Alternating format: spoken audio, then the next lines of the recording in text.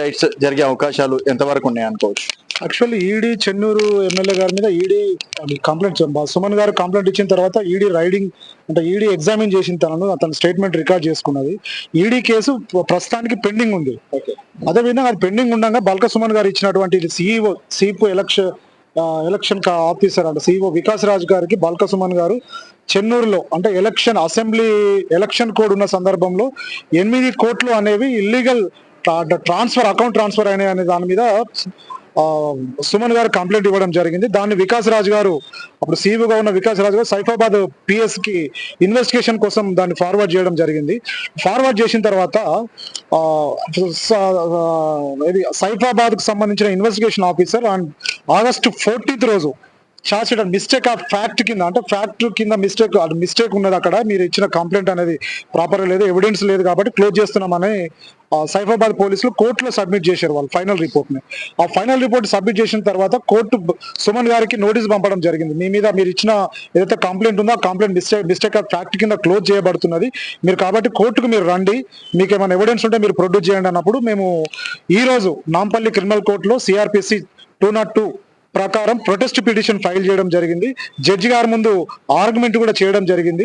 అదేవిధంగా ఆ ఫైల్ ని ఆ కోర్టు పుటప్ కూడా చేయడం జరిగింది. దాన్ని November 29th కి నెక్స్ట్ డేట్ ఆఫ్ హియరింగ్ కి పీపీ కోసం పోస్ట్ చేయడం జరిగింది. దాంట్లో ఉన్న అంటే ఈ ప్రొటెస్ట్ పిటిషన్ లో పేర్కొన్న అంశాలు ఏంటంటే అంటే ఏదైతే విజిలెన్స్ సెక్యూరిటీ కంపెనీ ఉందో 8 కోట్లు రిసీవ్ చేసుకున్న తర్వాత దాన్ని మళ్ళీ రిఫండ్ చేయడము, రిసీవ్ చేసుకోవడము, వికాస్ ఇండస్ట్రీస్ కి విజిలెన్స్ ఇండస్ట్రీ కంపెనీకి అసలు సంబంధం ఏంది? ఆ సంబంధాన్ని వాళ్ళు ఏం చెప్తున్నారంటే ఒక ప్రాపర్టీని సేల్ చేయడానికి మాత్రమే 8 కోట్లు మేము తీసుకోవడం జరిగింది.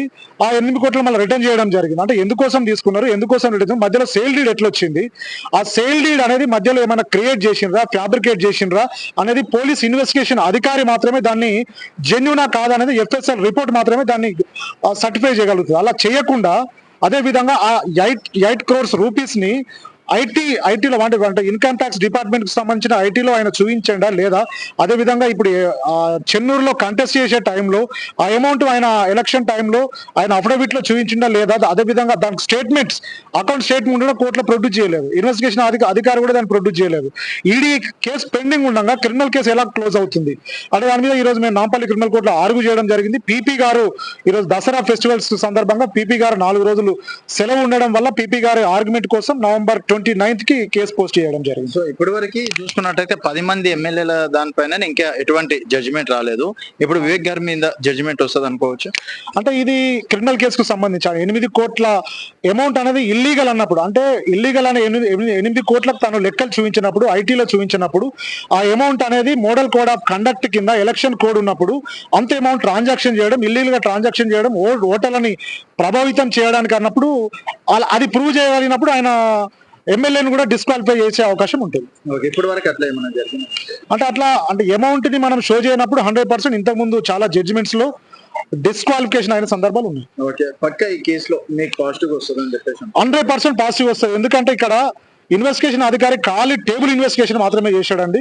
అంటే ఒక కంప్లైంట్ బేస్ చేసుకుని సిఇఓ అంటే ఎలక్షన్ కమిషన్ సిఇఓ గారు ఇచ్చిన కంప్లైంట్ ని ఆయన ఫార్వర్డ్ చేసిన కంప్లైంట్ ని ఈడీ కేసు పెండింగ్ ఉండగా మీరు ఎలాగ మిస్టేక్ ఆఫ్ ఫ్యాక్ట్ కింద కేసును క్లోజ్ చేస్తారు? ఆ అకౌంట్ ఇప్పుడు విజిలెన్స్ కంపెనీ అకౌంట్ ఏంది, వికాస్ కంపెనీ అకౌంట్ ఏంది, వాళ్ళ స్టేటస్ ఏంది, వికాస్ కంపెనీ ఏం కాంట్రాక్ట్ చేసింది, విజిలెన్స్ కంపెనీ ఇంతకుముందు పని ఏం చేసింది, వాళ్ళ ట్రాన్సాక్షన్ 8 కోట్లు ట్రాన్సాక్షన్ చేసేంత ఫైనాన్షియల్ స్టేటస్ ఆ కంపెనీస్ ఉందా లేదా, వాళ్ళ అకౌంట్ స్టేటస్ ఏందనేది ఎలాంటి స్టేటస్ రిసీవ్ చేసుకోకుండా ఈ 8 కోట్లు ఎక్కడి నుంచి వచ్చినాయి, ఎక్కడి నుంచి పోయినాయి, దానికి ఒక మధ్యలో వచ్చిన సేల్ డీడ్ 10 కోట్ల సేల్ డీడ్ ఎట్లా వచ్చింది, దాన్ని ఎట్లా మళ్ళా సేల్ డీడ్ ఎట్లా క్యాన్సిల్ చేసుకుంటారు?